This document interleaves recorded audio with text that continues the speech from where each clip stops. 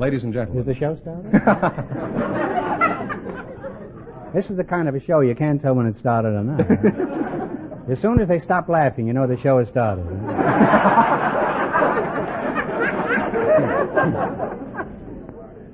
Ladies and gentlemen, the secret word tonight is key. K-E-Y. Really? You bet your life.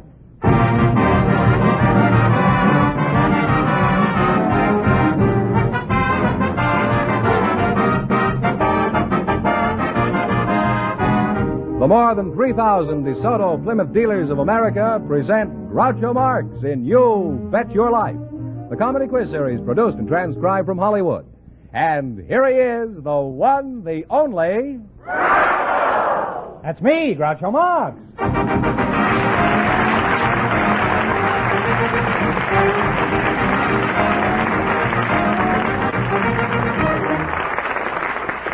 Well, here I am again with $2,000 for one of our couples. Fenneman, who's first to try for it? Well, we invited some press photographers and some construction workers to the program tonight.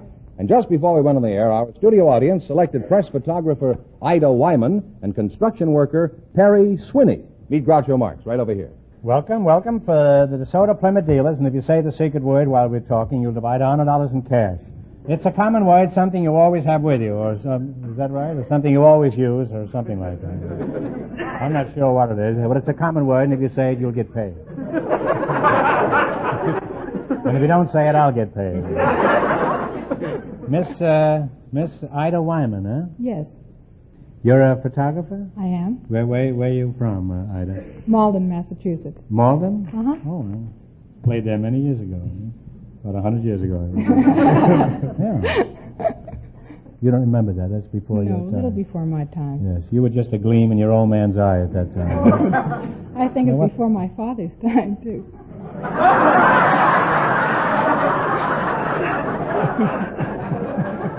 I'm sorry, it was a gleam in your great-grandfather's eye. Does that go back far enough to suit you? Huh? She's going to be difficult. Huh? You're a construction worker, Mr. Sweeney? Right. You pronounce it Sweeney or Swinney? Swinney. Where you from, Perry? Well, I'm from, was born in Venice, California. Oh. That is where in Venice a is gondola? now. No, I was born before they had gondolas down there. Oh, what did they have down there when you were born? Your mother and father, I guess, huh? Are you married? Yes. You are. How about you, Flashbulb? Are you married? Yes, I am. You look very familiar to me. Have I ever been familiar with you? I'd remember if you were.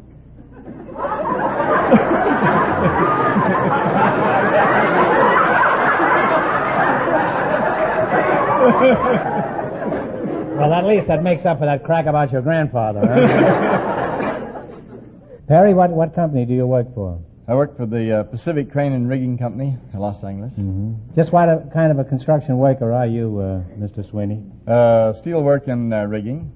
Could you tell us just how you go about building a modern skyscraper? What's the first thing you do? Well, the first thing you move in after the foundation is in. Yeah.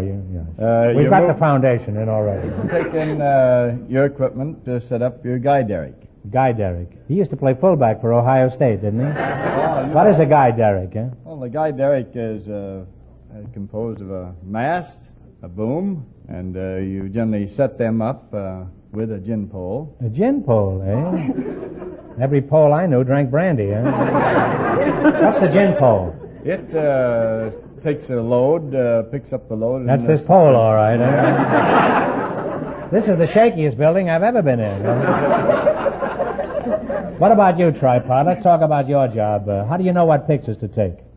I take the pictures that the editor assigns to me. Parties and sometimes a murder or two. Just the usual humdrum things, eh?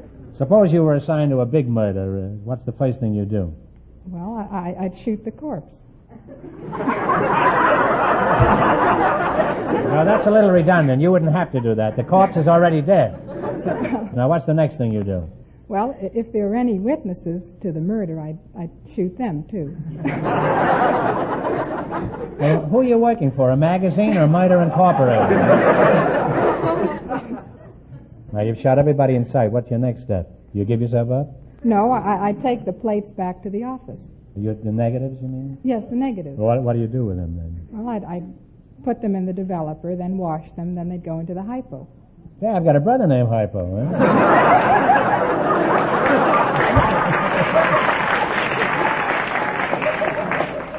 Tell me, what is Hypo doing there? Huh? Well, hypo fixes the image on the film. Well, I'm glad Hypo's finally got a job. I've been worrying about him lately. Huh? Well, you make a very interesting couple, and if I ever need a picture of a skyscraper, I'll call on both of you. Now you're going to get a chance to play to bet your life for a chance of $2,000. Right now, I want you to pay close attention to Fenneman.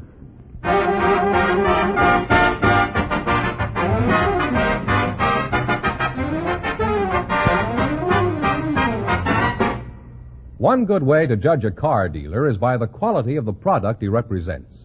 And since a DeSoto Plymouth dealer represents two of the finest automobiles built, the DeSoto and the Plymouth, it's easy to understand why each dealership takes such pride in the work they do, even the smallest of service jobs. For behind each DeSoto Plymouth dealer stand two great names. Every time you see the name DeSoto on a car, think of the word safety. No car in America has bigger brakes than DeSoto, and they stop you at the slightest touch. DeSoto has safety rim wheels, your very best protection in case of a blowout. And for added visibility, there are bigger windows both in the rear and in front, and it's safety glass, of course. And all dealers who sell DeSoto also sell Plymouth. So look for those two great names linked together, DeSoto, Plymouth.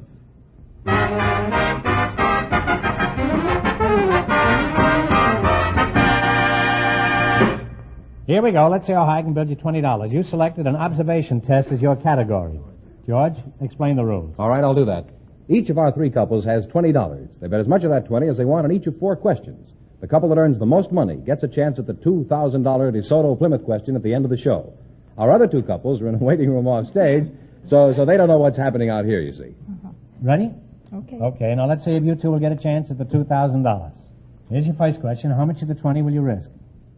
10, he says. 10. All right, Barry. What picture is on the regular issue of the 3-cent postage stamp? Washington. Do you agree with I that? didn't get that question. What picture is on the regular issue of the 3-cent postage stamp? Oh, Lincoln. No, I'm sorry. You could have had all the presidents, but so far you haven't gotten around to the right one. It's Thomas Jefferson. Have you ever taken a picture of Thomas Jefferson? No. That's I used a- a lot of stamps. Well, Should that's have a remembered shame. it. Now, how much have they They got? now have $10, Groucho. All right, remember you're going for $2,000. Now, how much of the 10 will you try? He $10 says 10. $10 is going to bet all of it, huh? All right, the standard typewriter has how many rows of keys? How many rows? 5. You agree with that, Perry? No, I'm sorry, it's 4. How did you happen to pick this category? I don't know. Now, get this one right and you'll win $10. No coaching from the audience. Who is buried in Grant's tomb? I know that one. Grant.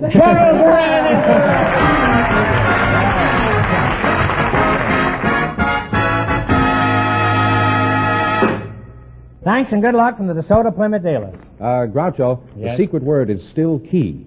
Just before we went on the air, our studio audience selected a driving instructor and a housewife. And here they come now. Mrs. Etta Wells and Mr. Wes Stedman. Come over here and meet Groucho Marx. Welcome to You Bet Your Life, and if you say the secret word, you'll split $100 between you. It's a common word, something you always have with you. Driving instructor and a housewife, eh? Mrs. Wells, where are you from? I'm from Millville, Ohio. Millville, where is that? Oh, that's near Cincinnati. And Mr. Stedman, eh? That's correct. Where are you from? Sioux City, Iowa. Sioux City. You look like Leo Carrillo. Good. What does your husband do, Mr. Stedman? No, that's Mrs. Mrs. Wells, what does your husband do? At present, he's a skunk trainer.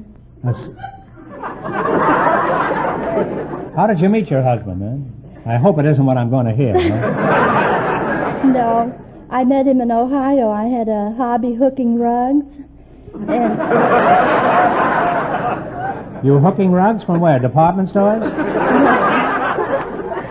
well, I was hooking rugs, and And didn't they ever catch you? no. Well, I was getting real good at it, and Right. You must have had quite a pile at home, eh? Well, I was getting so good at it that I was an instructor in it for a small school.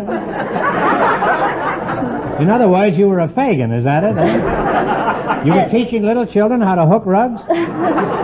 Well, then I went to the state prison, and Well, I should think so. well, I entered an ad, and it was the state prison. You mean they advertise for convicts in Ohio? I should think they'd be able to get plenty without advertising. And well, I was teaching the people there how to hook rugs, and That's really cold to Newcastle, eh? and my boyfriend then, he was a guard there, and he was interested in hooking rugs too. And he came in the class that I had, and I taught him, and now he's better at it than I am. And how often are you allowed to visit him? Now, Mr. Stedman, you're still over there, aren't you? Yes. Thought maybe you're taking a little drive around the block there. Where do you do your instructing? At Cheney Brothers AAA Driving School. AAA Driving School. What is that, Automobiles Anonymous? No, it doesn't mean a thing. It just puts us first in the phone book. Where is the school of yours located? It's in Hollywood, just below the boulevard. How far below? 6 feet? That's certainly safer than being on the boulevard if you're going to teach. Suppose I wanted to take a course in driving. What's the very first thing you do? Well, you'd have the lady at the reception desk gather up your experience. That sounds like fun, but when do I learn to drive? As an instructor, just what do you teach your students? Hooking rugs? No, we... Hooking automobiles? No, we teach them how to turn, how to park. You have to Stop teach people and to start. turn? That's right. I thought that was the easiest part. Suppose I came to a corner and wanted to make a left turn. How do I do it? Well, you put your left hand up here at 11 o'clock, and Suppose it's only a quarter to 8. you start to turn the wheel and cross your hands as you're turning the wheel until you've completed your turn and gone on about... Well, skip it. I'll make a right-hand turn. By the time I followed your instructions, I'm 12 blocks past my corner. Now, would you like to take some driving lessons from Mr. Stedman here? No, I don't think I would. Why not? I already know how. Isn't there anything about driving that you could learn from Mr. Stedman? Oh, I think I could have some help in parking.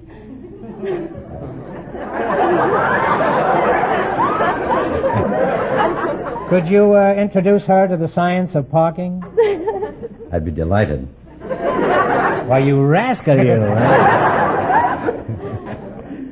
Mrs. Etta Wells, you've been driving a long time? Mm-hmm. How much do you know about your car? For example, what is the carburetor? It has something to do with a motor. That's absolutely right. You must be married to a mechanic. Eh? Now, Mrs. Wells, suppose you had to park your car on a very steep hill. Now, what would you do to make sure your car would be there when you got back? I'd lock the door.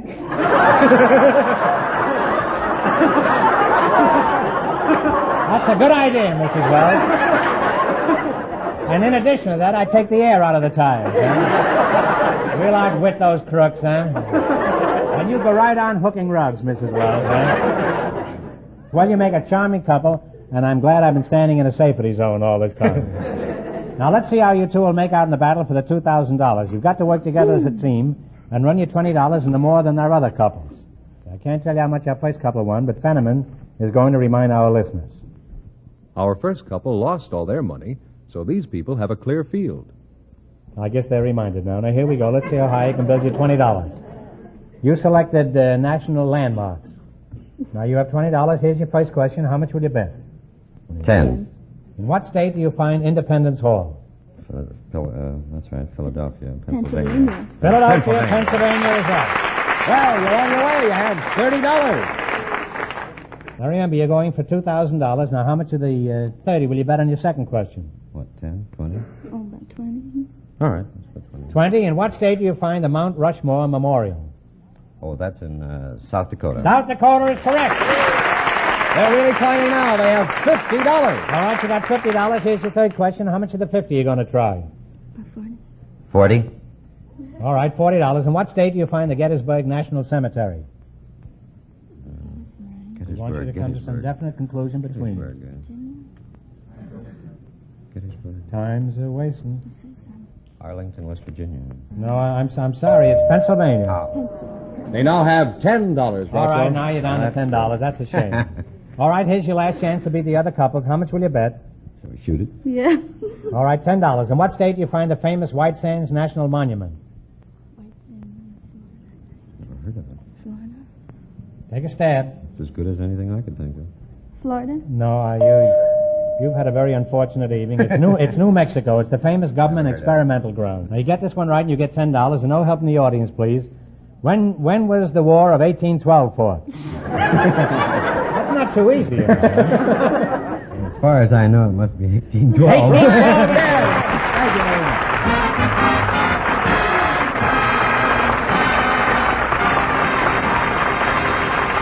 Dealers, and if you say the secret word, you'll divide $100 in cash instantly.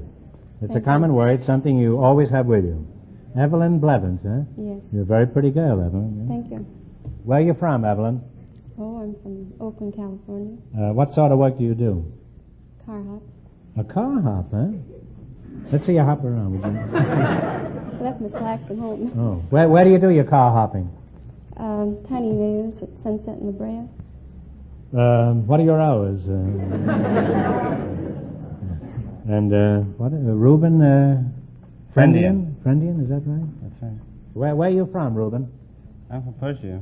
Where? Persia. Persia? That's right. Why did you leave Persia? Didn't like the melons? No. No, the melons are in Pittsburgh, aren't they? Isn't that ridiculous? How old were you when you came to this country? 24. And how old were you when you came to this country, Evelyn? I was born here. Right here in NBC? What sort of work do you do, Reuben? I'm an instructor in international language school. International languages you instruct? I see. That's very interesting. How many languages do you speak? 4 altogether. 4 altogether, huh? Let's see you do that, huh?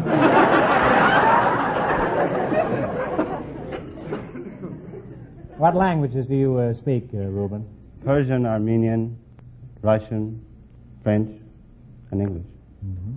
Do you think you could teach me to speak Persian? I think so. You can learn. What makes you so sure you could teach me anything? Well, a 2-year-old child can speak. I think you can. You mean some of your pupils are only 2 years old? No, the kids in Persia are 2 years old. They speak Persian.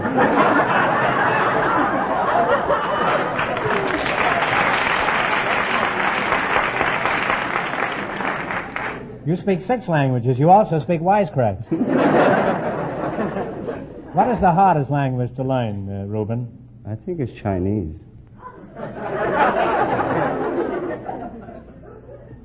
Well, I gave you a good cue there, but why is that, huh?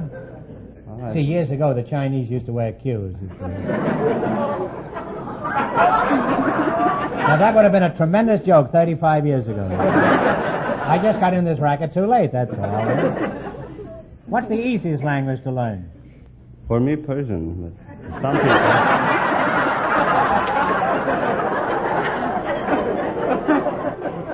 For some people, I think it's Spanish.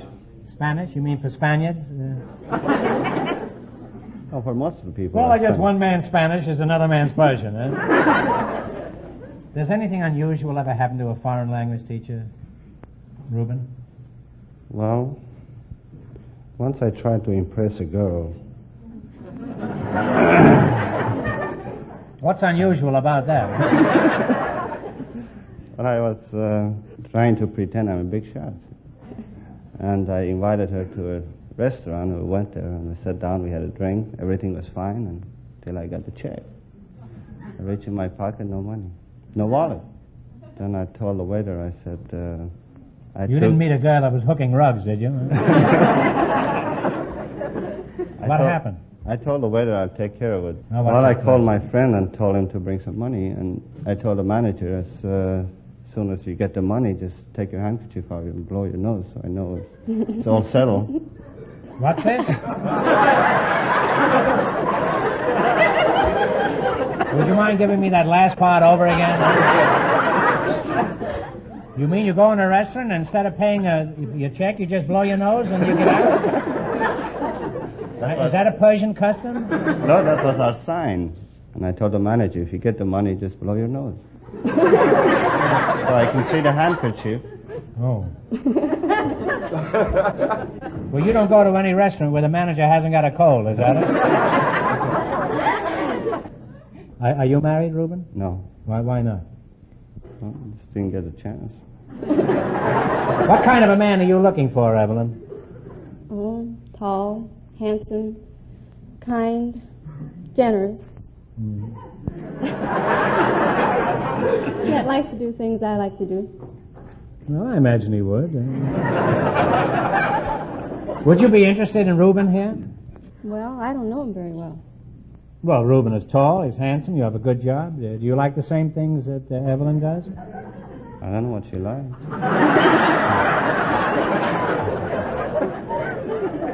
Well, let's find out, huh? What are some of the things that you like, Evelyn? Well, I like to go bowling.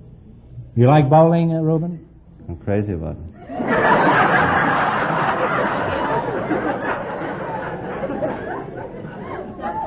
What else do you like, Evelyn? Well, I like to go down and take a dip at the Y once in a while.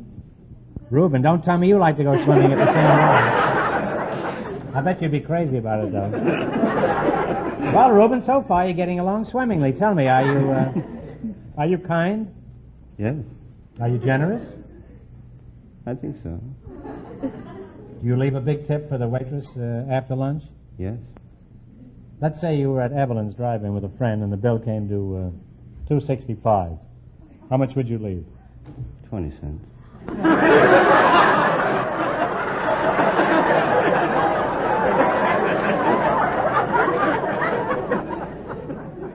Reuben, you may have a friend in the car, but you just lost one in the drive-in. Suppose Scrooge here and I drove into your mustard mausoleum. Suppose we drove into your mustard mausoleum. Now, what would you do first?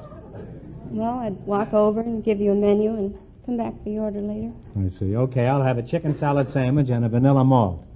Now, what do you have, Pinchpenny?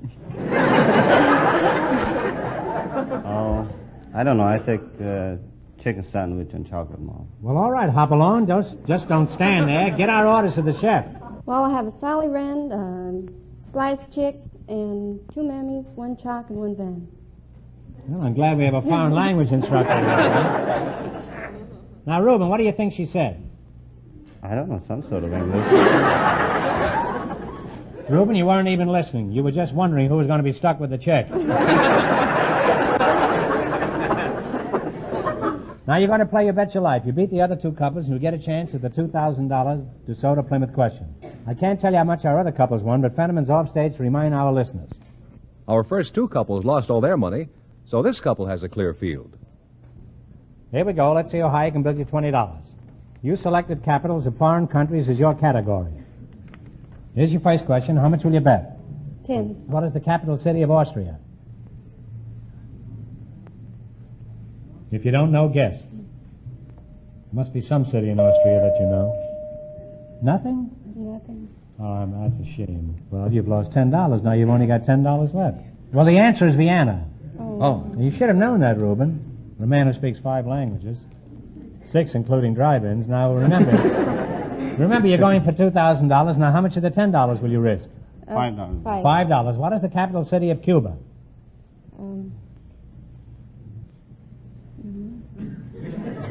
But I can't say it. Give up? Argentine? Havana! Now you're down to $5. This won't do at all. Here's your third question. Now, how much will you bet on this? The whole thing again. All right. What is the capital city of Greece? Athens. Athens is correct. Well, it's finally on the way. They have $10 now. All right. Now you're rolling. Here's your last chance to beat the other couples. How much of the $10 will you try? The whole thing? Shh. How much? The whole thing. All right. What is the capital city of Poland? Warsaw. Warsaw is correct. And they wound up with a grand total of $80 And that means that How the much? car... $80, eh? $20. They wind up with a grand total of $20. Grand total of $20. And that means that they, the car hop and the language teacher, with their $20, get the chance at the DeSoto Plymouth $2,000 question.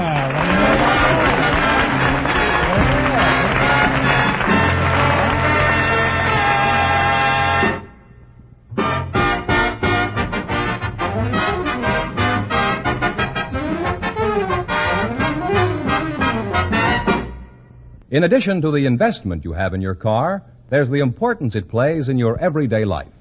And that's why it's only common sense to have your car taken care of by an organization that really knows cars, that is equipped to service them efficiently, and has the type of personnel which combines skill and a desire to do honest work. This is the kind of car service awaiting you at a DeSoto Plymouth dealer's. Your DeSoto Plymouth dealer's service crew is truly skilled, so the mechanics take less time on the job. And, of course, time saved means money saved. They are trained in the latest factory methods, which means better work. Add to this the fair and square price you pay, and you see why it's worth your while to drive in where you see the sign of a DeSoto Plymouth dealer.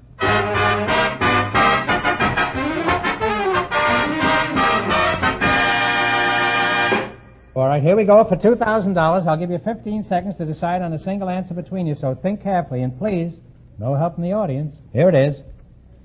In 1733, James Oglethorpe established an American colony made up mostly of men from the debtors' prisons of England.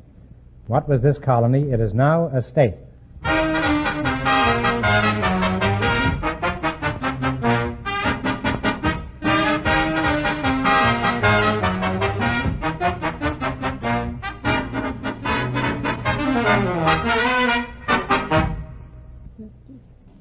Massachusetts. Man, no, I'm sorry, it's Georgia.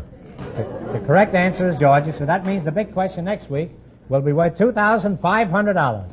Well, you lost the big money, but you won how much? They won $20. $20 in the quiz. Congratulations, and thanks to both of you.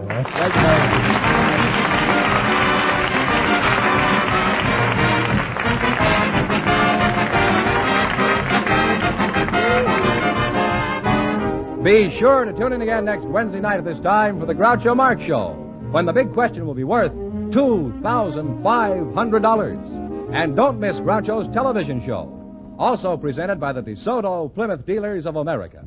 And remember, all dealers who sell DeSoto also sell Plymouth. Two great cars, both products of the Chrysler Corporation. And when you drive in, tell them Groucho sent you. Good night, folks, and remember, just be sure to see your DeSoto Plymouth dealer.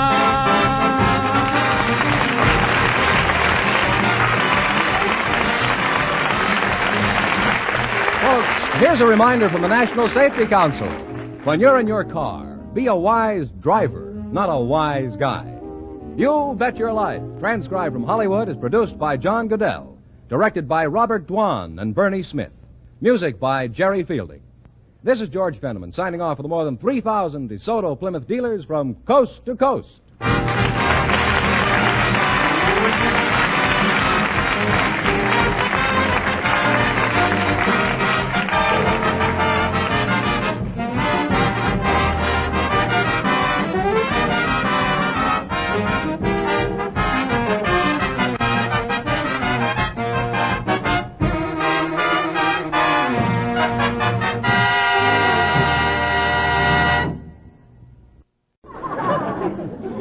Ladies and gentlemen, the secret word tonight is table. T-A-B-L-E. Really? You bet your life.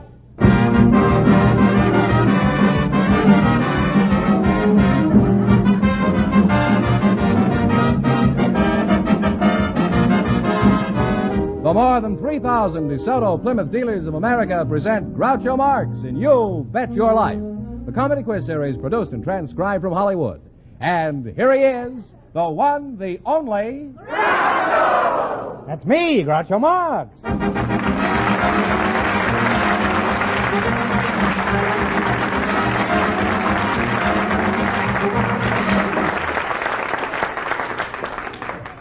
Well, here I am again with $2,500 for one of our couples. Fenneman, who's placed to try for it? We invited some Swiss war brides to the program tonight, and just before we went on the air, our studio audience selected Mr. and Mrs. Warren Oakes. And here they come now. Folks, come on over here and meet Groucho Marx. Welcome, children, for the DeSoto Plymouth dealers. And if you say the secret word while we're talking, you'll win $100 in cash. It's a common word, something you'll find around the house. Claire and Warren Oakes, is that right? That's right. Oh, you're a Swiss war bride? I'm. You're a very pretty one. You're the groom, I presume. That's right. You're not quite as pretty, huh? But you're a fine, manly-looking fellow. Well, huh? thank you. Where are you from, Warren? I'm from the Mile High City of Denver. Where? Denver, Colorado. Mm-hmm. What did you say before it was? The Mile High City. How do you know? Did you measure it? Well, I was told. Oh, believe everything that you're told. Huh?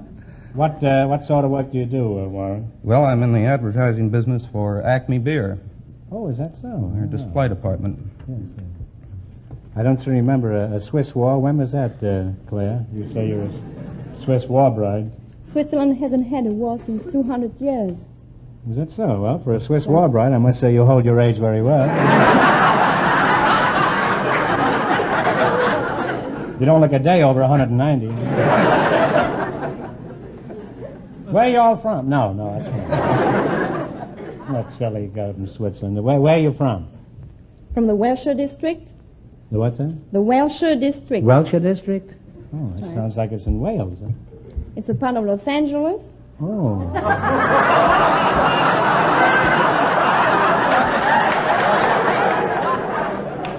Oh, Wilshire, you mean, huh?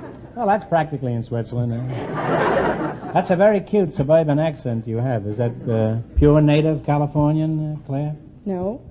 Must be a Swiss accent. Am I getting warmer? No. Don't be so emphatic. Claire. Stumble a little, huh? So I'll have company. What do you mean it isn't a Swiss accent? Why isn't it? I couldn't have a Swiss accent as we don't have any Swiss language. There is no Swiss language? No. Well, how do you talk to each other? You just stand on a mountaintop and yodel across the back? We have 4 languages: French, German, Italian, and Romansh. What was the last one? Romansh? Romance? That's right. Which one do you speak, Claire? I speak French. Good. Well, how would you ask me for a kiss in French? I wouldn't ask you for a kiss.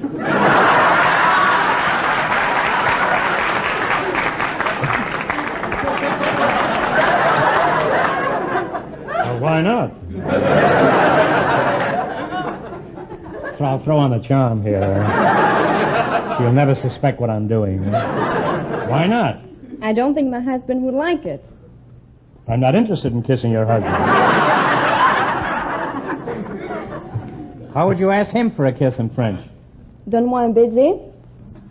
He may be busy, but ask him anyhow. Maybe you better leave your name at the front office, huh? Well, could you tell us something about Switzerland? What is it noted for? It's scenery, watches, and cheese. Watches and cheese, huh?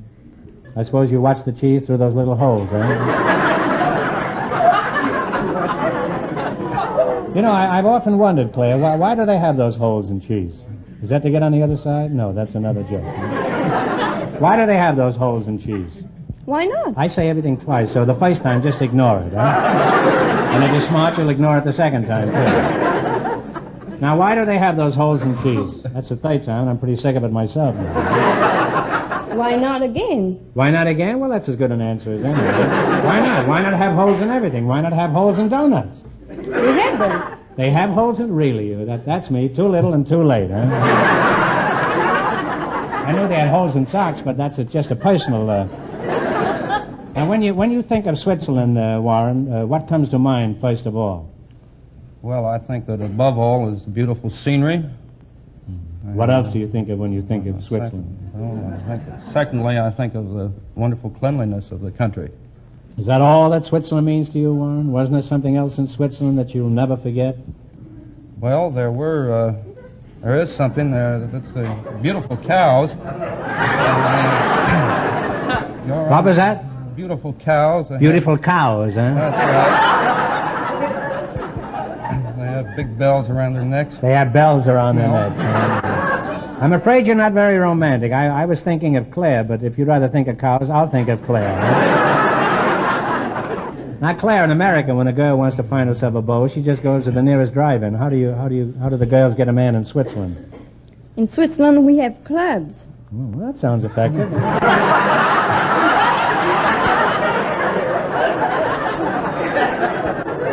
Just pick out the sucker you want and swat him with a club, huh? No, I don't. What do you mean? What kind of clubs? I don't mean that. We have social clubs for sports. For sports? That's right. Well, you're saying the same thing over again in different words, that's all. Now, there's just one more thing, Claire. All Swiss are traditionally good yodelers. Can you yodel? No, I can't. You can't? Can you sing any kind of Swiss songs? Oh, I could sing you a Swiss nursery rhyme. I'd like that. Yeah, I'd like that. Ainsi font, font, font les petites marionnettes. Ainsi font, font, font trois petits tours et puis s'en vont. That's very sweet, isn't it? Huh?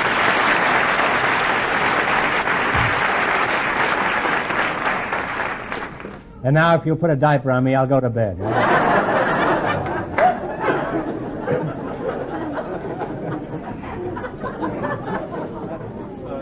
That was really very pretty, Claire, and that song sounded almost as sweet as you look. Now, in just 1 minute, you're going to play You Bet Your Life for a chance at $2,500. Now, right now, I want you to pay close attention to Fenneman.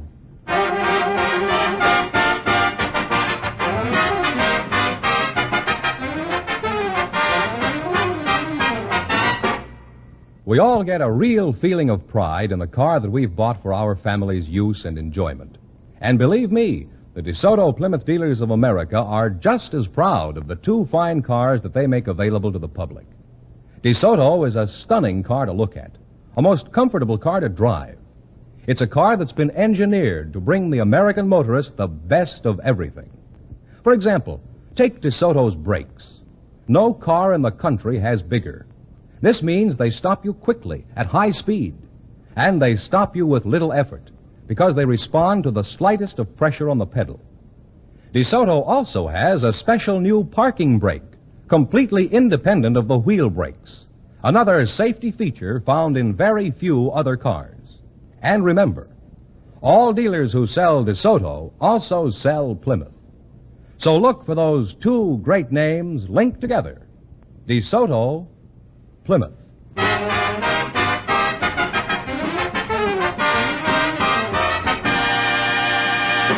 Now, let's see if you two will get a chance at the $2,500. Fenneman, explain the rules. Each of our three couples has $20. They each bet as much of that 20 as they want on each of four questions. And the couple that earns the most money gets a chance at the $2,500 DeSoto Plymouth question at the end of the show. You see, our other two couples are in a waiting room off stage, so they don't know what's happening out here. All right, now here we go. Let's see how high I can build you $20. You selected foreign monetary units as your category. Here's your first question. How much of the 20 will you risk? 10. 10. All right, what is the monetary unit of Mexico? Pesos. Peso is right. And they're off to a good start, Groucho.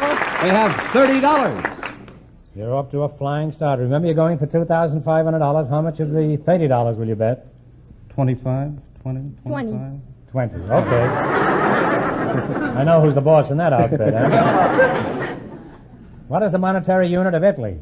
The lira. The lira! You folks are really climbing now. You have $50. Yes, they have $50. That's king lira. Now, here's your third question. How much will you bet? 40. Now, what is the monetary unit of Russia? The ruble. The ruble is right. Now, they're really on their way now. They have $90. All right, you got $90, and here's your last chance to beat the other couples. How much of the 90 are you going to go for? Pretty dramatic, huh? Well, should we go for 80? Mm-hmm. Or 90? 90. Let's see. $90. The whole thing. Oh, What is the monetary unit of England? the shilling. Or the pound. Pound.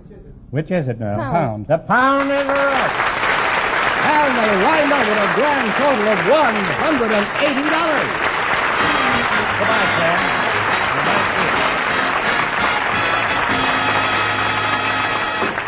Thanks and good luck from the DeSoto Plymouth dealers. Groucho, the secret word is... Just call me Mr. Marks if you don't mind. Mr. Marks, the secret word is... Call me Groucho. Mr. Groucho, Oh, call me Mr. Marks. the secret Call me word. Charlie. I'm sick of both of you. Harpo, the secret word is... Now I can't talk. I'll go. Say, what's the matter? You're not calling me Chico, huh? It's table. Chico is a table? What kind of nonsense is this, huh? Well, I was trying Stick to to... your business, Pat. All right, I will. I'm not getting paid after being funny. It's right down here. We invited some home economics teachers to the program tonight, and just before we went on the air, our studio audience selected Miss Rosabelle Murchison. Her partner is a typical husband from the audience, Mr. Robert Farnham. Folks, come on over here and meet Groucho Marx. Welcome to You Bet Your Life. And if you say the DeSoto Plymouth secret word, you'll divide $100 in cash. It's a common word, something you'll find around the house. Mrs. Rosabelle Murchison, is that right? That's correct. You're married, Rosabelle, then? Yes, I am.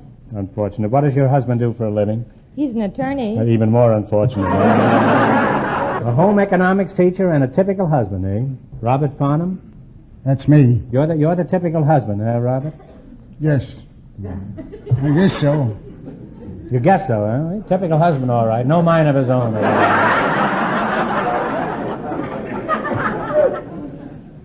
Where you from, Bob? New York City. New York City, huh? How long have you been married, Bob? 17 years. 17 years, huh? How'd you meet your wife, or vice versa? Well, I was a policeman out in Coney Island. And I jumped over the boardwalk and went out into the water in full uniform and saved this boy. I brought him out of the water and came back to the beach, and the next thing I knew, I was knocked down. And there was this girl slapping kisses at me and... What do you mean, slapping your kisser? I don't understand. Just telling me how grateful she was and for saving her brother and what she couldn't do enough for me. And here I was in a wet uniform, and she knocked me down in the sand, and the sand was in my pockets and in my shoes and clung to me. And then they invited me home, and they started feeding me goulash and pressing my pants and washing my shoes. Did you have the pants on when they pressed them, or...? No, I had them off. I was standing behind the curtain, and it fixed me up okay. And how did the uniform turn out? Pretty good? No, it didn't turn out pretty good. What'd you do? You quit the force after that? Oh, no, I'm still in the police department. You're still in the police department out here locally, or still in Coney Island, huh? I'm out here on a vacation. Oh. 30 days vacation. I see. Once you get 30 days, as a rule, it's not a vacation. Well, now, do you go down the boardwalk here and jump over occasionally, or do you wait till you get back to Coney Island? I'll wait till I go back to Coney Island. You came out alone? No, with my wife. Oh, your wife. Oh, you're here. You didn't come on a pleasure trip. Now, your husband is a... And your husband is a lucky man. He's married to a cooking teacher. Is that right? Yes. That's right. Does he crab about your cooking, or does he eat everything with relish? He eats everything I cook with relish. Well, if you have to eat everything with relish, your cooking can't be very good.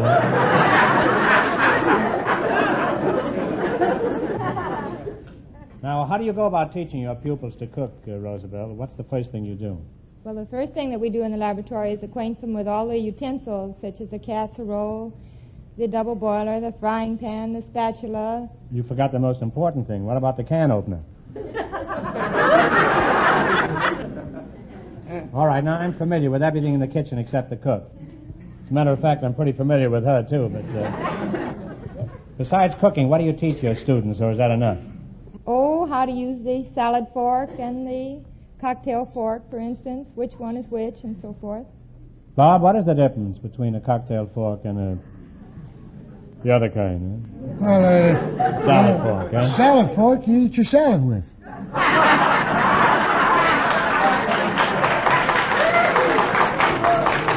Oh, that's logical. And you drink your cocktails with a cocktail fork, huh? Besides, after 3 cocktails, who cares?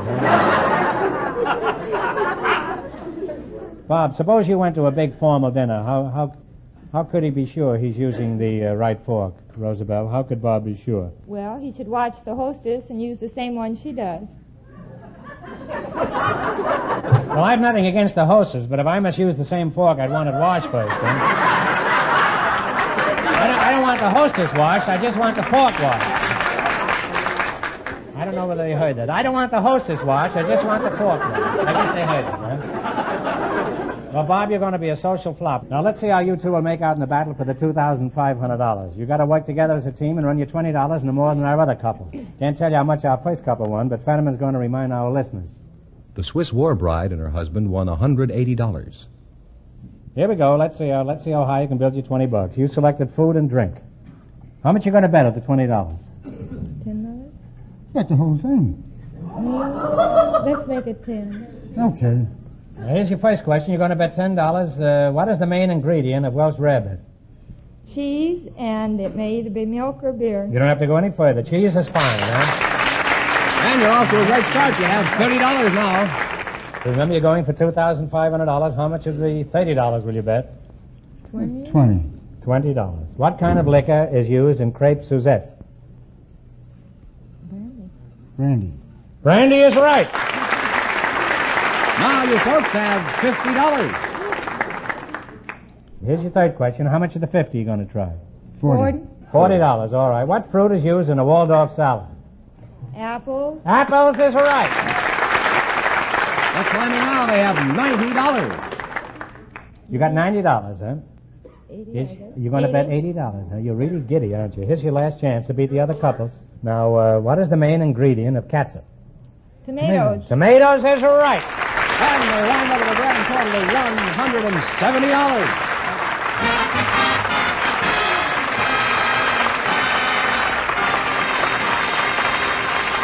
Thanks and good luck from the DeSoto Plymouth dealers. Thank you and goodbye, Bob, and take good care of your uniform. Huh? Well, Groucho, I guess we still know the secret word is table. Uh-huh. Just before we went on the air, we went searching through our audience tonight for people with unusual occupations. And here come the two who were chosen to be on the program, Miss Margie Dean and the Sideburn Kid.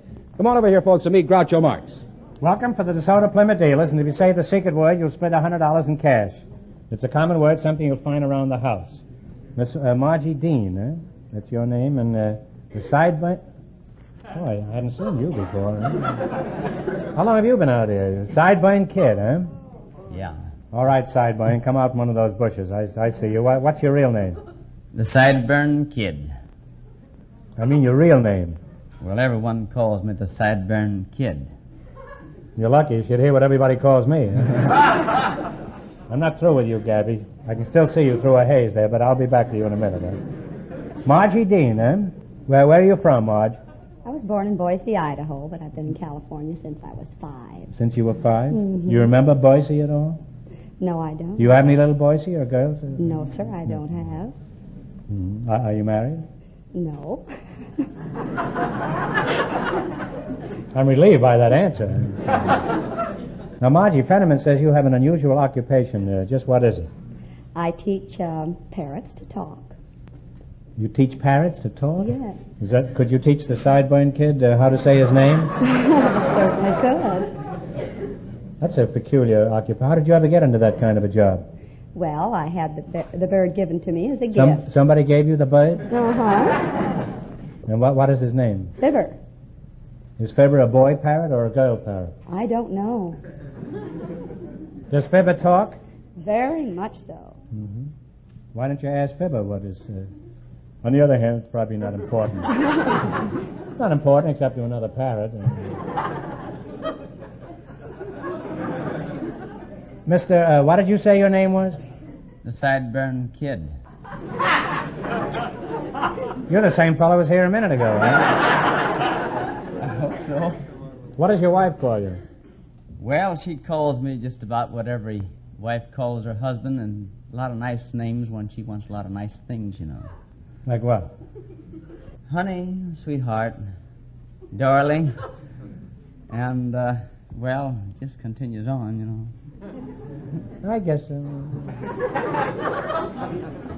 Oh, to be in England now that June is here. I don't know what I do over there. I mean, with a pound at $1.90 now.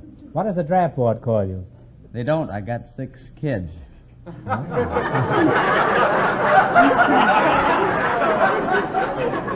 Well, you're more valuable to the Army by being a civilian. Well, Kid, I'll just call you Kid, huh? That's all right. From your cowboy hat and cowboy pants and cowboy boots, I imagine you're a streetcar motorman. Is that right?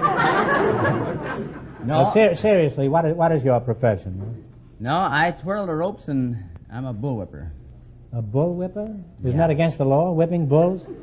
No, I don't whip bulls. I take my rope and use it to cut objects from people's hand, use it to do tricks, and use my rope to do tricks. I see. Could you teach me? Yeah, I can teach you. How? Well, you take the end of the rope in your right hand. Never mind. I was at the end of a rope once, and I'll be hanged if I'm going to go through that. Margie, let's talk about your parrots. What kind do you train? Mexican yellowheads. Mexican yellowheads? Why that particular breed? Well, they're very colorful, and they're very intelligent, and they're very lovable and affectionate. Well, in what way are they intelligent? I mean, Well, for example, what do they do? For instance, in the evening, they'll be in the room just chattering away and carrying on wonderful conversations. Mm-hmm. And I'll go over and turn on the television, and believe me, they just are quiet immediately, and they don't utter a sound until the television set is turned off. The parrots They're watch the watching television? the television. And you say they're intelligent?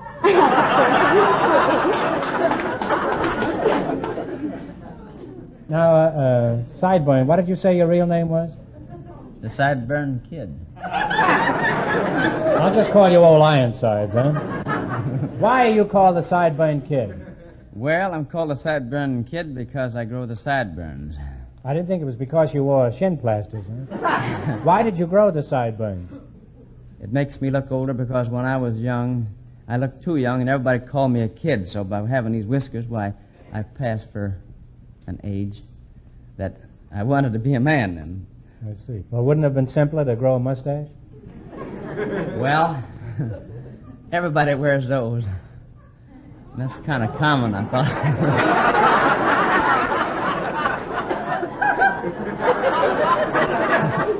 In other words, you wanted to attract attention, is that it? Of course you could attract attention just by drilling a hole in your head and planting petunias. I never thought of that. Well, you're a couple of good sports, and if I ever need a parrot with sideburns, I'll call on both of you. Now, you're going to play You Bet Your Life. You beat our other two couples, and you'll get a chance at the $2,500 DeSoto Plymouth question. I can't tell you how much our other couples won, but Fenneman's off stage to remind our listeners. The Swiss war bride and her husband are still ahead with $180. Here we go. Let's see how high I can build you $20. You selected the young of animals and birds. Is that right? Right. You have $20. Here's your first question. How much will you bet? Well, let's see. No, we won't bet at all. We didn't have anything when we came in here. Let's go 50-50. Let's bet $10. Okay, Piker. Here's your first question. $10. What is a young lion called? A lioness. One answer between you now. Decide on one answer between you. Talk it over with him, huh? Okay, now. Cub. A cub is right, huh? Well, they're on their way. They have $30. They finished in last place in the National League. Now, remember, you're going for $2,500 tonight. How much of the 30 are you going to go for? 25. 25. What is a young goose called? A young goose. Not a duckling. Come on, kids. Young goose. What is it called? Time is a-wasting, huh? What is it? Young goose. Duckling? Oh, Can't get Goose. it. I'm sorry. It's a gosling. I think you almost... They have $5 now, Groucho. That's a shame. I'm terribly sorry, but... $5, huh? That's life. It's also $5. Here's your third question. What is a young horse called? A colt. A colt is right, huh? Well, you're climbing again. Oh, you have climbing. $10. You've got $10 now. And here's your last chance to beat the other couples. How much of the 10 will you go for? What have we got to lose Just at as this well point? bet it all. All right. All of it? What is a young cow called? Calf. A calf is right. And they wind up with $20. Oh. And that means that the Swiss war bride and her husband with $180 get the chance at the DeSoto Plymouth $2,500 question.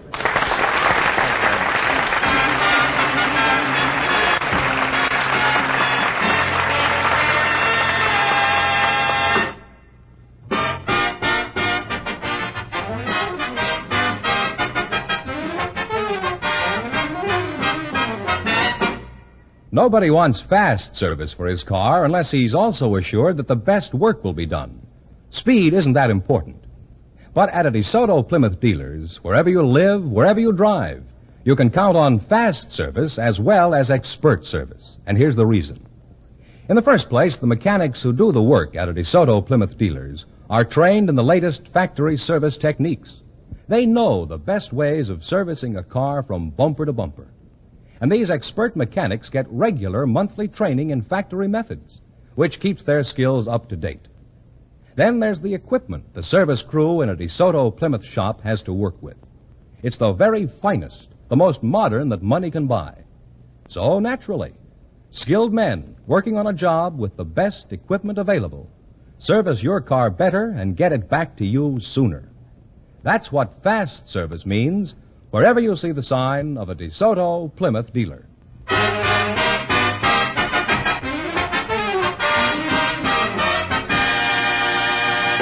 And here comes the Swiss war bride and her husband, all set for the $2,500 DeSoto Plymouth question. Good luck to you. Here we go. All right. We go for $2,500. I'll give you 15 seconds to decide on a single answer between you, so think carefully, and please no help from the audience. Here it is. In the 1800s, millions of cattle were driven to market over a famous trail that went from Texas to Abilene, Kansas. What is the name of this historic trail known in song and story?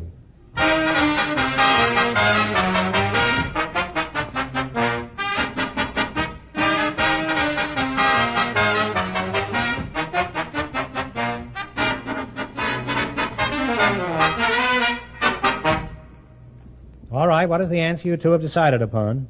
The Santa Fe Trail? No, I'm sorry. It's the Chisholm Trail. I'm sorry. That's the correct answer, so that means the big question next week will be worth $3,000. Well, you lost the big money, but you won how much? $180 in the quiz. $180 in the quiz. Congratulations, and thanks to both of you and to all of our other contestants. Good night. Thank you.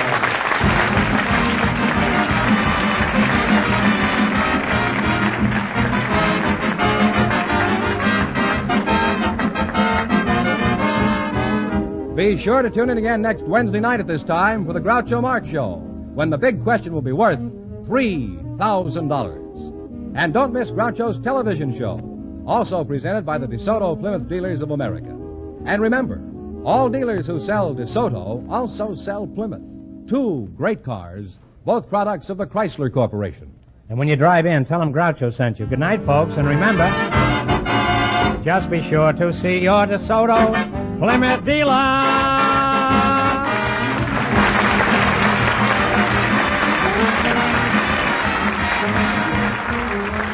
Folks, here's a reminder from the National Safety Council. Keep your wits and windshield clear. You Bet Your Life, transcribed from Hollywood, is produced by John Goodell, directed by Robert Dwan and Bernie Smith. Music by Jerry Fielding.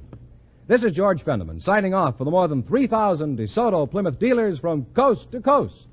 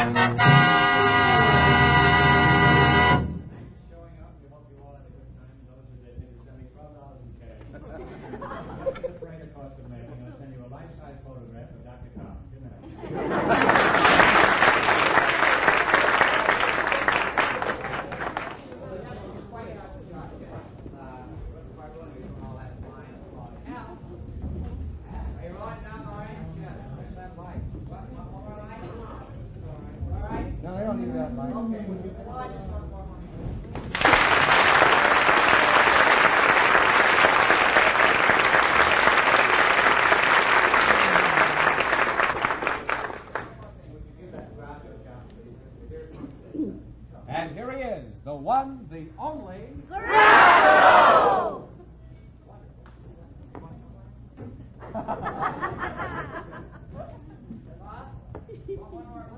Another applause? All right.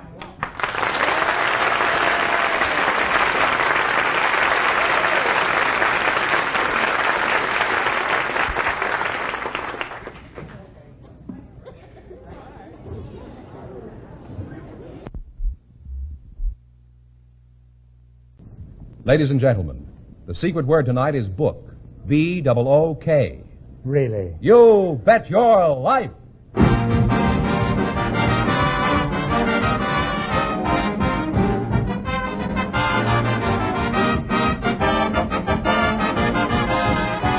The more than 3,000 DeSoto Plymouth dealers of America present Groucho Marx in You Bet Your Life, the comedy quiz series produced and transcribed from Hollywood. And here he is, the one, the only... That's me, Groucho Marx.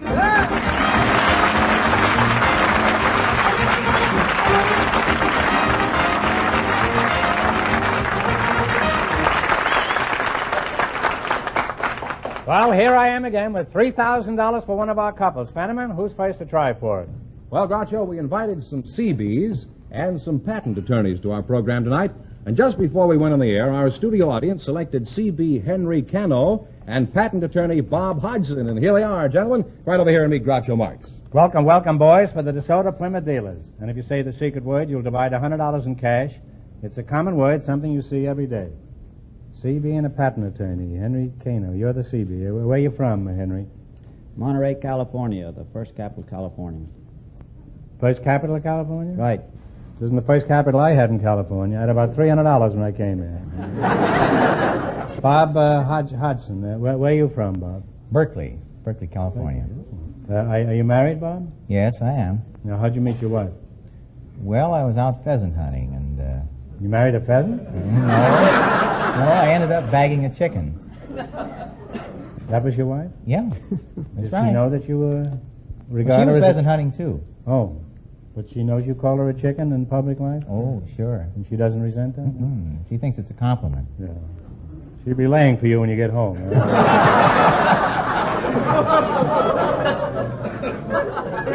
Henry Cano, how long you been in the service? 12 years, sir. 12 years. I don't want to seem to be too curious, but may I ask how old you are? No, go ahead.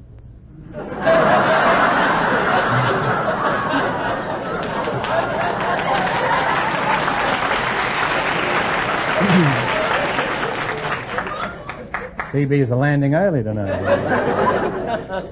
Well, okay. How old are you, Henry? 51. You must be the ancient mariner. Aren't you pretty old for the Navy? No. The Navy CBs, they take men from 18 to 64. They're looking for men from 18 to 64, huh? Right, sir. Better stop making jokes about the draft board, huh? Well, could I volunteer? I've had a lot of experience, Henry. Yes, if you can fit in between 18 and 64.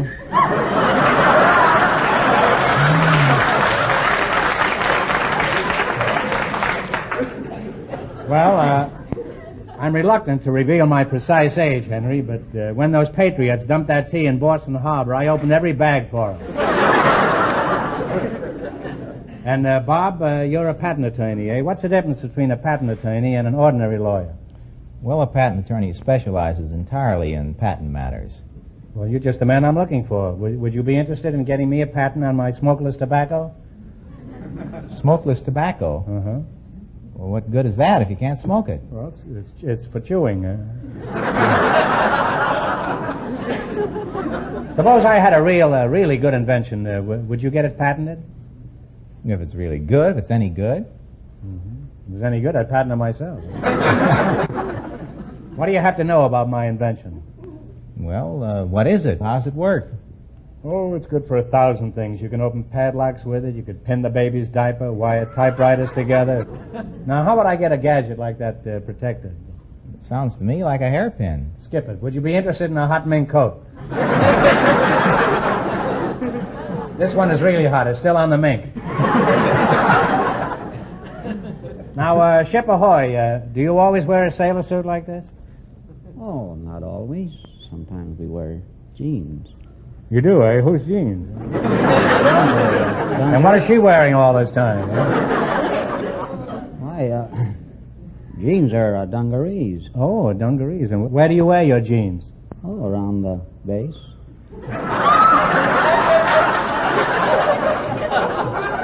I certainly can't think of a better place to wear them. You know, sailor suits have always intrigued me. I want to know the truth now. Do you wear a belt or suspenders? No, sir. We have 13 buttons. Well, why just 13? Why do you wear 13 buttons? Hold my pants up.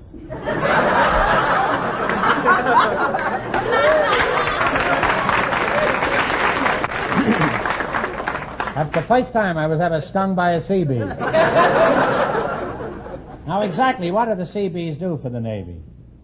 Well, they're out on the advanced bases, building airstrips, ammunition dumps, fuel dumps, dry docks, just about everything that possibly be done while the CBs can do it in the advanced bases. Now, what is a dry dock? Is that a dock that won't get prescriptions? That's right.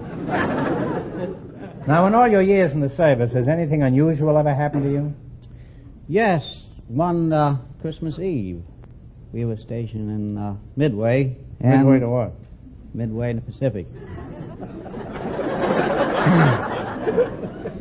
Well, on this particular Christmas Eve... I may throw you in irons before the evening is over. All right, here you are at Midway. What happened? Well, on this Christmas Eve, beer was awful hard to get a hold of, and we saved up our chits so we could have this beer on Christmas Eve. We had enough chits to get 2 cases of beer.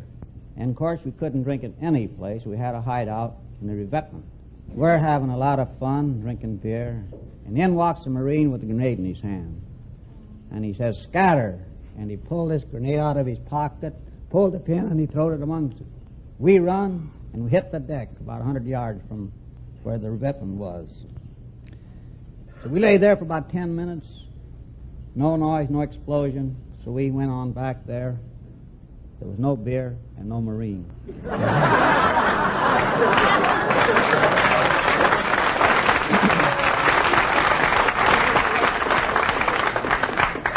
Did you plant those Marines out front to applaud for you tonight there in the third row? Are those Marines, Henry? Right there, those. Oh, I see. I better keep my mouth shut. That's his CO, he just told me. Now that you've no doubt done a lot for the Seabees, but do you expect to get anything out of the service, Henry? Yes. What? Me.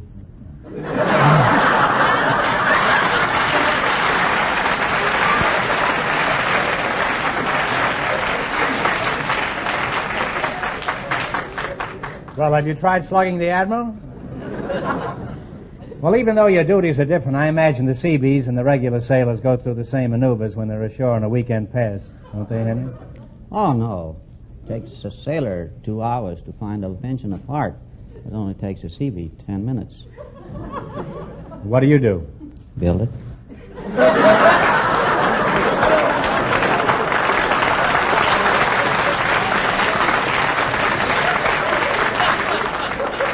And Henry, while you're building that bench, the Marines come along and take your girl away. Oh, you don't know the Seabees. No, but I know girls, huh?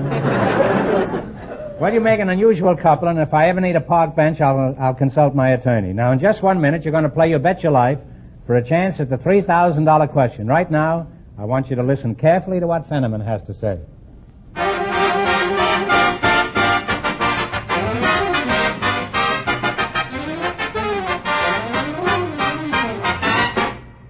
You know, it's a good feeling to have complete confidence in the automobile dealer you go to. No matter why you've come in, whether it's about a new car or just a simple repair job. And that's the way thousands of car owners all across the country feel about their DeSoto Plymouth dealer. The reason is that DeSoto Plymouth dealers try to treat a customer fairly and squarely every time. These dealers, in addition to having the best service facilities, handle 2 of the finest cars built. The DeSoto is a beautiful car with long, clean lines, and it's such a comfortable car to be inside as well as to drive. It starts with a twist of the ignition key. It lets you drive without shifting. And as you drive, you sit on comfortable chair-high seats. Your steering is feather light. Yes, a DeSoto means comfort. And remember, all dealers who sell DeSoto also sell Plymouth, the car that likes to be compared. So look for those 2 great names linked together, DeSoto, Plymouth.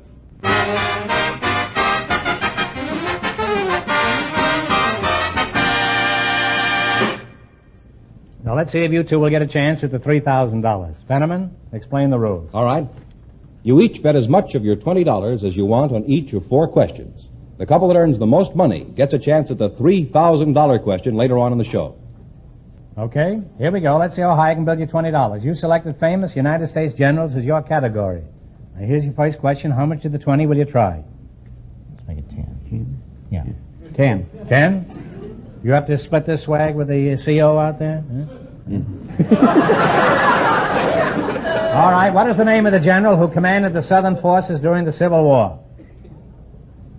Robert E. Lee. Robert E. Lee is correct. And you fellas are on your way. You now have $30. You got $30. Remember, you're going for $3,000 tonight. Now, how much of the $30 will you bet on your second question? 29. 29, man. Now, what is the name of the general who commanded the Union forces during the Civil War? Grant. Grant is right. Well, you two fellas are really climbing now. You have $59. You got $59. Here's your third question. How much of the 59 you going to go for? Shoot it all? No, this is the third question? This is the third question. Let's make it 58. $58. 58. Okay. What is the name of the general who commanded the American Expeditionary Forces in World War I? Pershing. Pershing is right. You're climbing, man. You have $117. All right, you got $117. I didn't know Fenneman could count that accurately. Scared me, too. This is your last chance to beat the other couples. Now, how much of the money you're going to go for? $117. Shoot the works. Shoot the works, then. He's right back in the battleship. He's gonna shoot the works. What is the name of the general who wrote the book Crusade in Europe? Dwight Eisenhower. Eisenhower. Well, you fellas, you wind up with a grand total of $234. Thanks and good luck for the Soda Plymouth deal.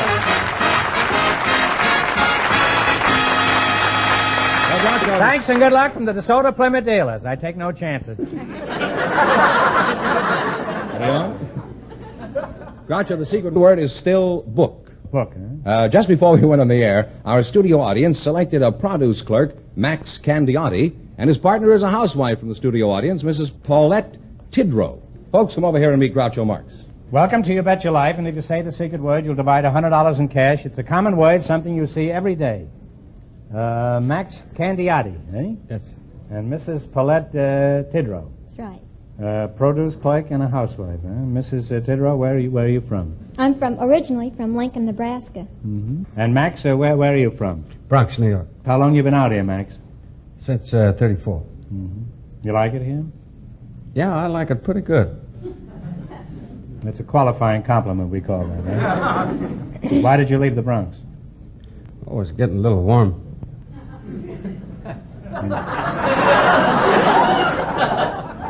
Is it safe for me to delve further into this, or should I quit now? You mean it was getting hot for you then? The heat was on, Max? Okay, I won't grill you. How long have you been married, Paulette? I'll call you Paulette, huh? Oh, 5 long and happy years. And how many short and miserable ones? I'm only kidding. One look at you and I can tell you that you're deliriously happy. Now, you say that you're a produce clerk, Max? Yes, sir. I've often heard the word produce. Just what does it mean? Well, produce is fruits and vegetables. Then actually you're a fruit and vegetable clerk, is that it?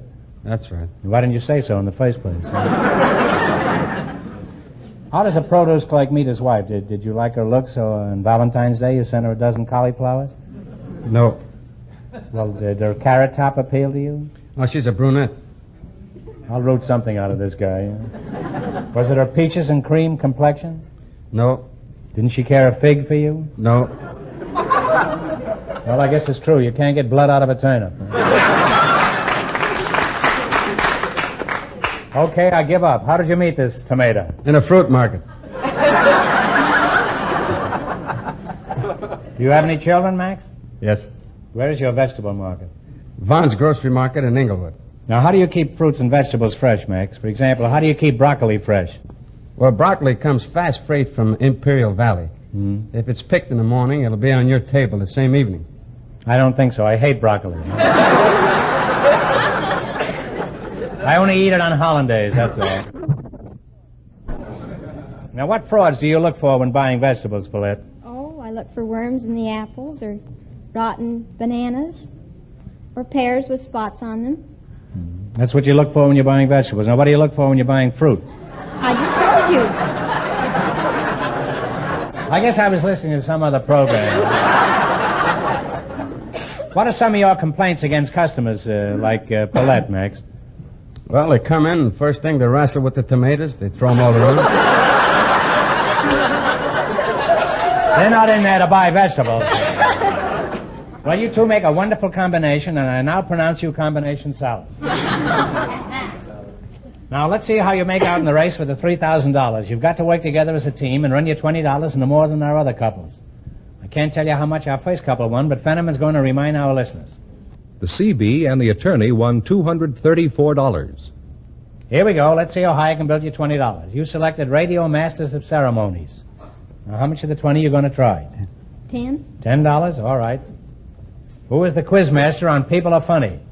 Art Linkletter. Art Linkletter is right. Well, there you have $30. Remember, you're going for $3,000 tonight. Now, how much of the 30 are you going to try? 20. $20. Who asked the questions on Double or Nothing? Walter O'Keefe. Walter O'Keefe. You're climbing now. You got $50. You got $50. How much of the 50 are you going to bet? 40. All right, here's your third question. Who is the MC on Queen for a Day? Jack Bailey. Jack Bailey is right. $90. You got $90. Here's your last chance to beat the other couples. How much did you bet? 85. 85. Who is the quiz master on Truth or Consequences? Ralph Edwards. Oh, you won with a grand total of $175.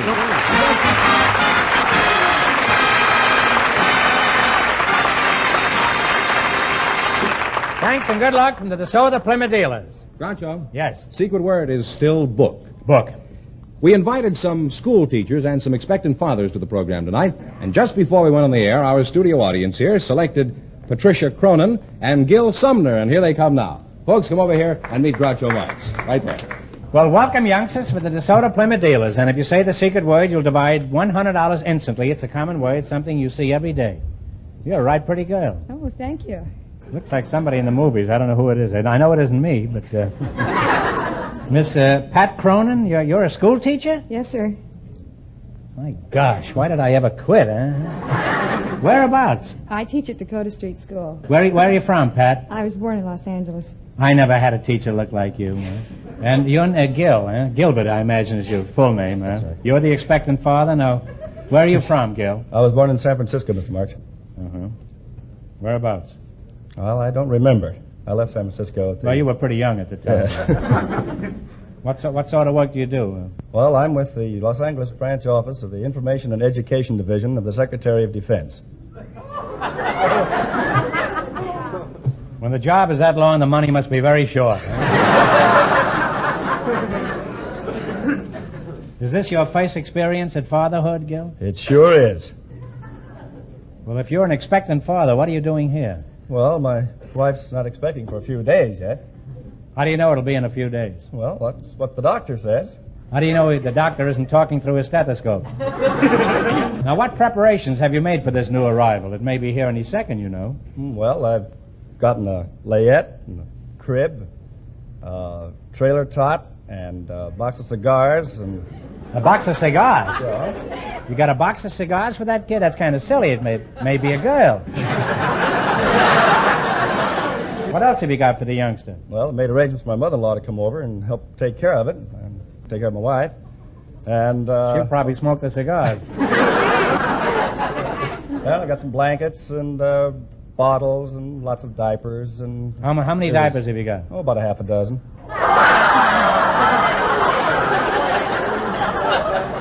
Nothing's too good for that kid, huh? And that's just about what he's getting, huh? Are you sure half a dozen will be sufficient? Well, I guess so. We're going to use a diaper service. That ought to be enough. Half a dozen diaper services, I think, will do it. By the way, what does your wife do? Well, right now she's expecting.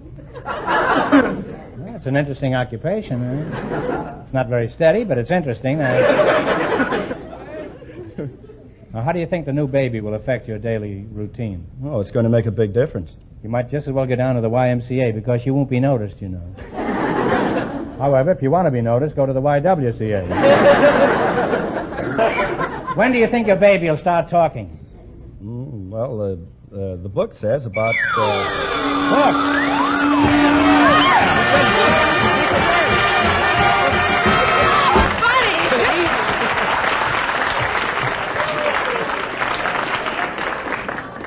Pat, you and Dad just split $100 over there. Do you know anything about children, Pat? Well, I think I do. How many children do you have? 34. You mean in school, of course. Oh, yes, in school, in my room. You couldn't have 34 children. You'd have to be at least 40. Unless you had 10 sets of quadruplets. Did you? Oh, no. What grade do you teach? I teach the 3rd grade. When do you think this future president will start talking, Pat? You know a lot about children. Well, he should start saying the basic words at about a year old. What are the basic words? Mama and Dada, baby. Kiss me, you fool.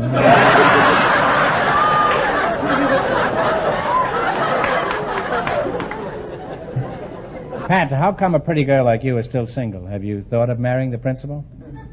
No. Why not? He's a man and he's married. Well, the second answer is good enough for me, huh? Would you consider a CB with a park bench? Now, as a school teacher, I'm sure you've had many interesting experiences. Can you recall any that you could tell us, Pat? Well, yes, a recent one that happened. It was about 3 weeks ago, and the principal came out to my room after school, and he said... No fool. Married or no married, he's no fool. And he said, Miss Cronin, he said, you've got to get to work here, and we've got to teach some spelling to these children. He still calls you Miss Cronin after all these years? Oh, yes. Not even Pat or Patricia? No. Are they that stylish in school? All that formality goes on? Well... He calls me Miss Cronin. And he came out to my room, and he had this piece of paper, and I couldn't figure it out. And here it was in this old envelope. It had my name on the outside of it. So I opened it up, and here it said, Dear Miss Cronin, I love you, honey. Love was spelled L-O-V, and honey was H-O-N-Y. That's the way the principal spelled? No, it was from one of the children. Hey, Gil, have you got any news yet? Oh, it's early yet. Take it from an old hand. It's later than you think. Huh?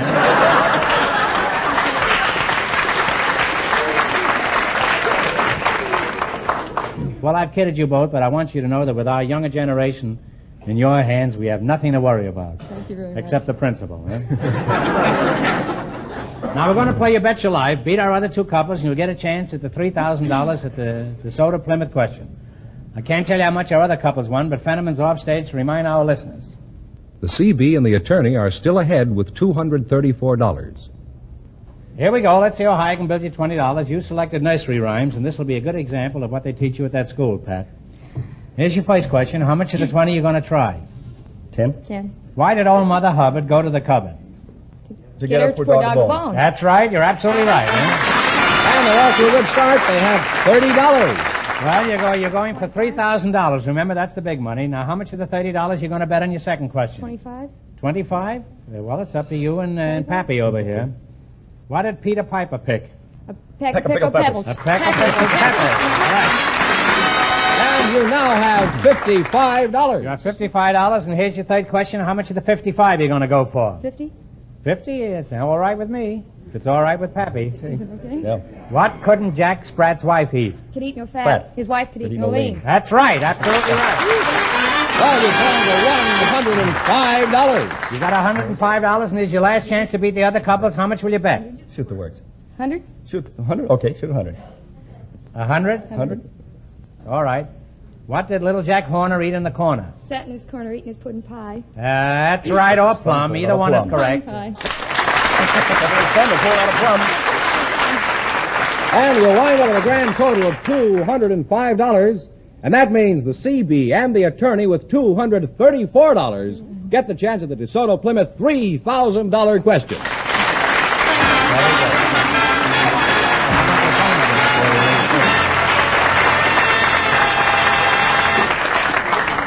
All right, well, give me the question now. In just a minute, we'll see if they're going to walk off with $3,000.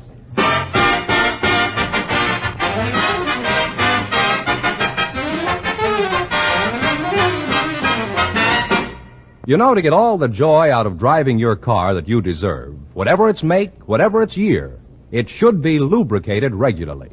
And there is no finer lubrication work done than at a DeSoto Plymouth dealers.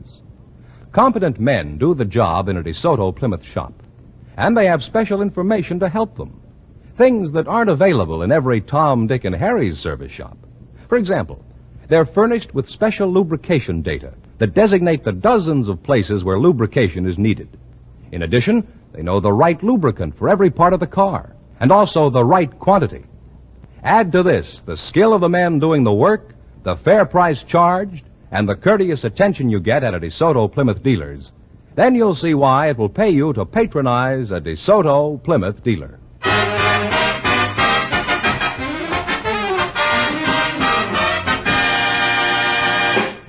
And here's the CB and the attorney all ready for that big DeSoto Plymouth question, Groucho.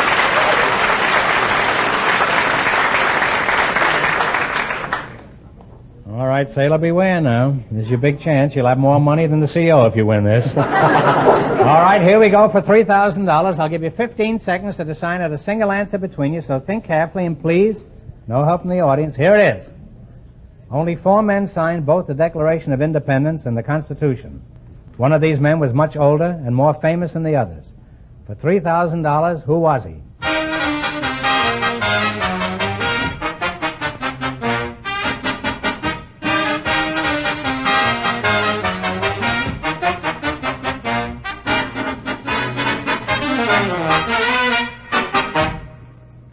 All right, what is the answer you two have decided upon?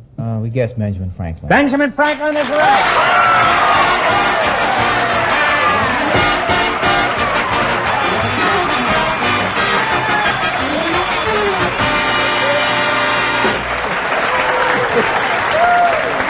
We did it.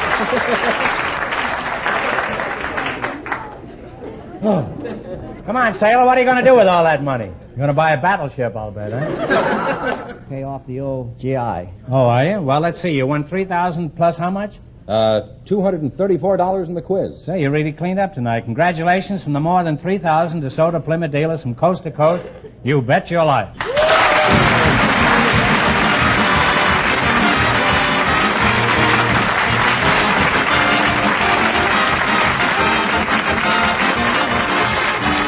Be sure to tune in again next Wednesday night at this time for the Groucho Marx Show, when the big question will be worth $1,000. And don't miss Groucho's television show, also presented by the DeSoto Plymouth Dealers of America. And remember, all dealers who sell DeSoto also sell Plymouth. 2 great cars, both products of the Chrysler Corporation. When you drive in, tell them Groucho sent you. Good night, folks, and remember, just be sure to see your DeSoto Plymouth dealer.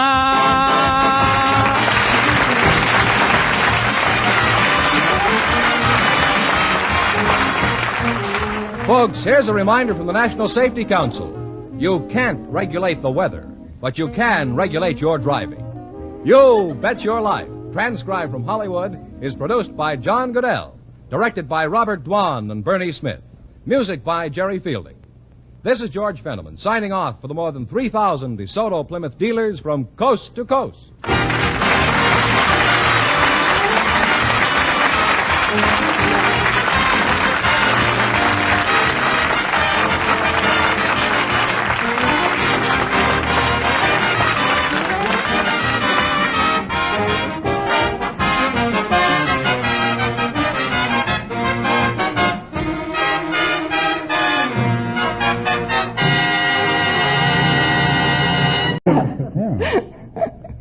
You don't remember that. That's before your time. No, a little before my time. Yes, you were just a gleam in your old man's eye at that time. I think it's before my father's time, too.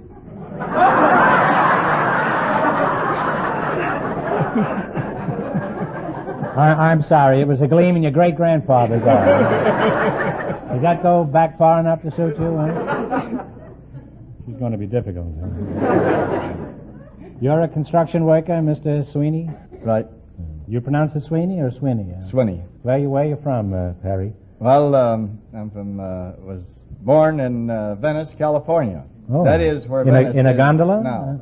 No, I was born before they had gondolas down there. Oh, what did they have down there when you were born? Your mother and father, I guess, huh? Are you married? Yes. How about you, Flashbulb? Are you married? Yes, I am. You look very familiar to me. Have I ever been familiar with you? I'd remember if you were.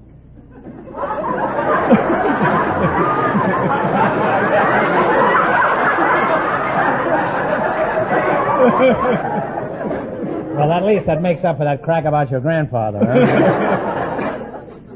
Perry, what company do you work for? I work for the Pacific Crane and Rigging Company in Los Angeles. Mm-hmm. Just what kind of a construction worker are you, Mr. Sweeney? Steel work and rigging. Could you tell us just how you go about building a modern skyscraper? What's the first thing you do? Well, the first thing you move in after the foundation is in. Yeah.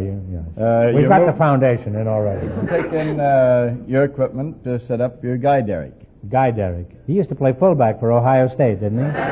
What is a guy derrick, eh? Well, the guy derrick is composed of a mast, a boom, and you generally set them up with a gin pole. A gin pole, eh? Every pole I knew drank brandy, eh?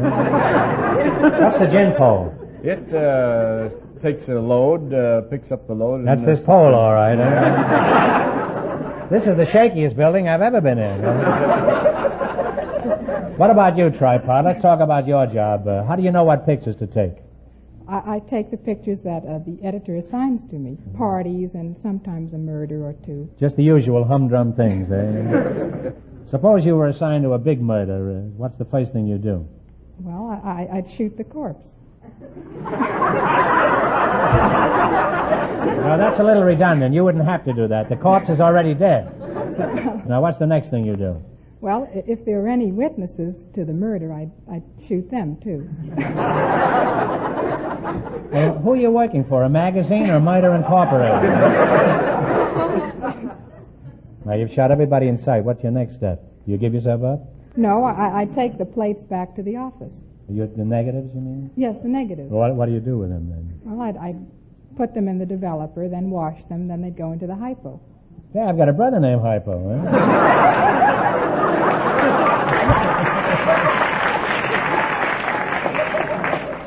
Tell me, what is Hypo doing there? Eh? Well, Hypo fixes the image on the film. Well, I'm glad Hypo's finally got a job. I've been worrying about him lately. Eh? Well, you make a very interesting couple, and if I ever need a picture of a skyscraper, I'll call on both of you. Now you're going to get a chance to play to bet your life for a chance of $2,000. Right now, I want you to pay close attention to Fenneman.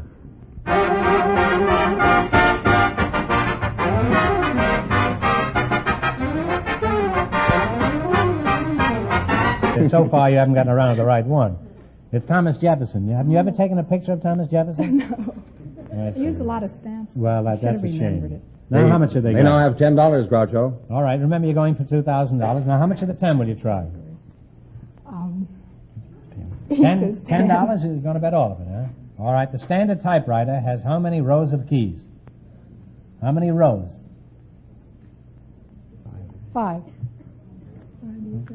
You agree with that, Perry? No, I'm sorry, it's 4. How did you happen to pick this category? I don't know. Now, get this one right and you'll win $10. No coaching from the audience. Who is buried in Grant's tomb? I know that one. Grant.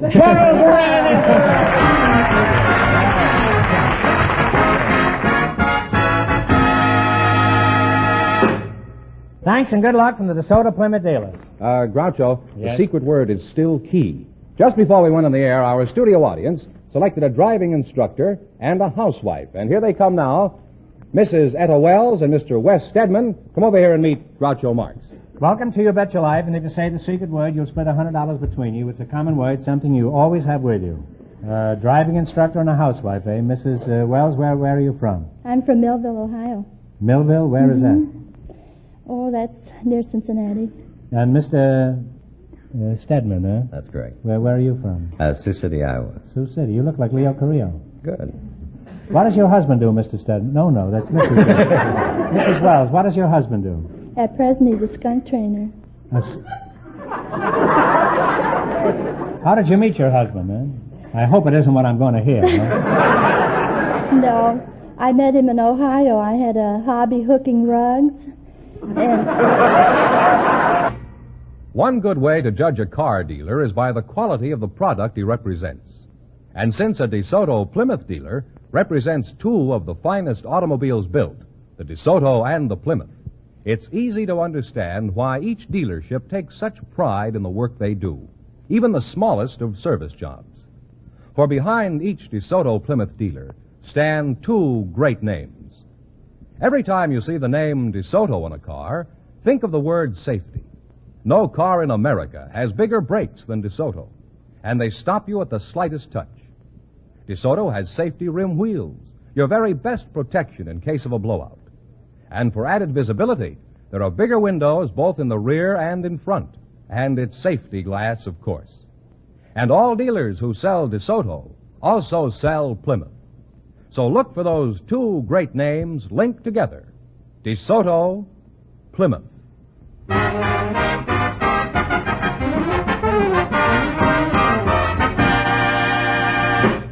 Here we go. Let's see how high I can build you $20. You selected an observation test as your category.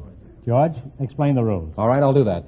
Each of our three couples has $20. They bet as much of that 20 as they want on each of four questions. The couple that earns the most money gets a chance at the $2,000 DeSoto Plymouth question at the end of the show. Our other two couples are in a waiting room off stage, so they don't know what's happening out here, you see. Ready? Okay. Okay, now let's see if you two will get a chance at the $2,000. Here's your first question. How much of the 20 will you risk? 10, he says. 10? All right, Perry. What picture is on the regular issue of the 3-cent postage stamp? Washington. Do you agree with that? What picture is on the regular issue of the 3-cent postage stamp? Oh, Lincoln. No, I'm sorry. You could have had all the presidents, but you... Ladies and gentlemen. Is the show started? This is the kind of a show you can't tell when it started or not. As soon as they stop laughing, you know the show has started.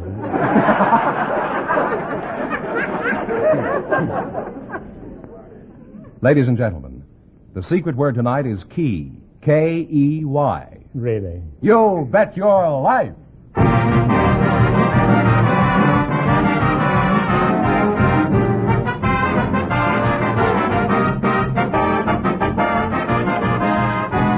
The more than 3,000 DeSoto Plymouth dealers of America present Groucho Marx in You Bet Your Life, the comedy quiz series produced and transcribed from Hollywood.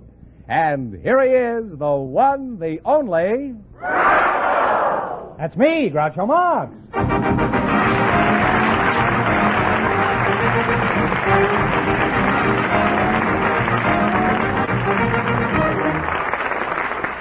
Well, here I am again with $2,000 for one of our couples. Fenneman, who's first to try for it? Well, we invited some press photographers and some construction workers to the program tonight. And just before we went on the air, our studio audience selected press photographer Ida Wyman and construction worker Perry Swinney. Meet Groucho Marx right over here. Welcome for the DeSoto Plymouth dealers. And if you say the secret word while we're talking, you'll divide $100 in cash. It's a common word, something you always have with you, or is that right? Or something you always use, or something like that. I'm not sure what it is, but it's a common word, and if you say it, you'll get paid. And if you don't say it, I'll get paid. Miss Ida Wyman, huh? Yes, You're a photographer? I am. Where are you from, Ida? Malden, Massachusetts. Malden? Uh-huh. Oh, well, played there many years ago. About 100 years ago.